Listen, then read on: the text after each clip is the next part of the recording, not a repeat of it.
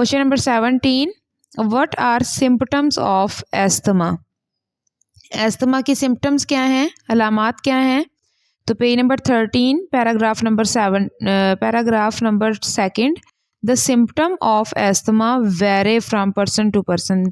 ये वेरे है, इसका मतलब मुख्तलिफ, VERY जो है वो बहुत ज़्यादा होता है, तो ये वेरे जो है वो ज़रा डिफरेंट है। Symptoms of asthma vary from person to person, के एक शख्स से दूसरे शख्स तक ये मुख्तलिफ होते हैं, यानी हर इंसान में जिसको एस्थमा है उनमें अलामात एक जैसी नहीं होंगी, मुख्तलिफ हो सकती हैं। मेजर सिम्टम्स क्या हैं? शॉर्टनेस ऑफ ब्रेथ, सांस लेने में तंगी होती है, स्पेशली विद एक्सर्शन और एट नाइट, खुसूसन रात के वक्त।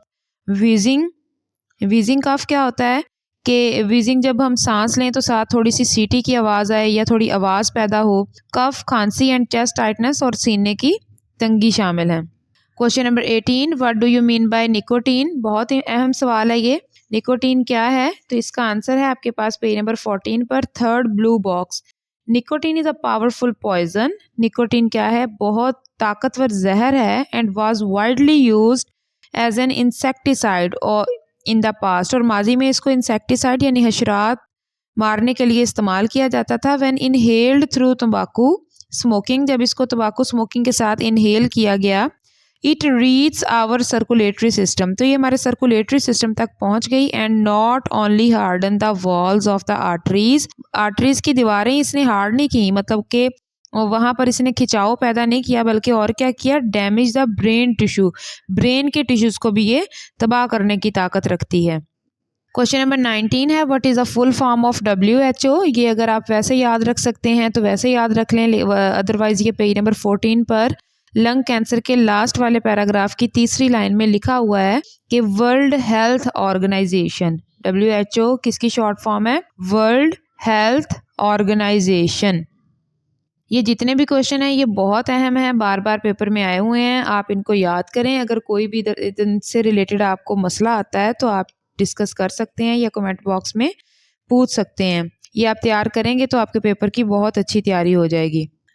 नेक्स्ट हमारा क्वेश्चन है, trace the path of air from nasal cavity to alveoli, के नेजल कैविटी से लेकर एल्व्यूलाई तक जो हवा का रास्ता है उसके जितने भी पार्ट्स हैं उसको ट्रेस करें।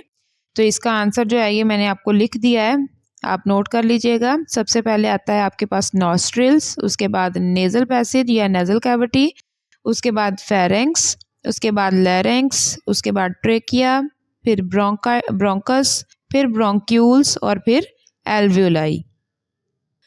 इसके बाद हमारे पास नेक्स्ट क्वेश्चन है, question number 22, what are vocal cords? ये अगर आपने पिछली वीडियो देखी है या पिछली वीडियो के क्वेश्चन आपने याद किए हैं तो ये वाला क्वेश्चन आपको ऑलरेडी याद होगा, क्योंकि जो हमने क्वेश्चन पढ़ा था हाउ साउंड इज़ प्रोड्यूस्ड, ये उसी के अंदर से क्वेश्चन है।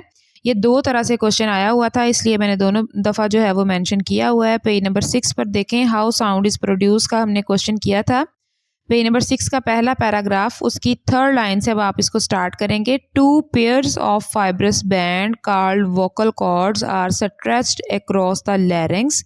The vocal cord vibrate when the air passes through them, this vibration produces sound. ये आपका क्वेश्चन है। इसके बाद है question number 23, what is lung cancer? Lung cancer क्या है? तो इसके लिए आप आएंगे पेज नंबर 14 पर।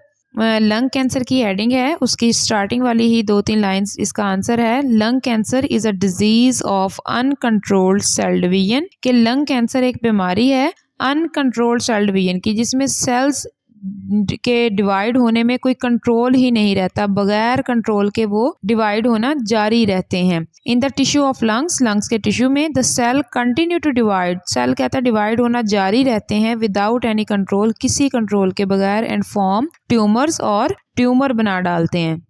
नेक्स्ट क्वेश्चन है, what is a breathing rate in human during rest and hard work, कि जब हम रेस्ट की हालत में होते हैं उस वक्त इंसानों में जो ब्रीथिंग रेट है वो कितना होता है, और जब हम कोई काम कर रहे होते हैं उस वक्त हमारा जो ब्रीथिंग रेट है वो कितना होता है। तो इसके आंसर के लिए आप लोग पेज नंबर 7 पर आ जाएं। पेज नंबर 7 पर लास्ट पैराग्राफ एक्सपायरेशन और एक्सलेशन से नीचे उसकी पहली लाइन देखिए, human breath 16 to 20 time per minute in normal circumstances. जब हम नॉर्मल हालात में होते हैं तो हम कितनी दफ़ा ब्रीथ कर सकते हैं? 16 से 20 टाइम करते हैं पर मिनट।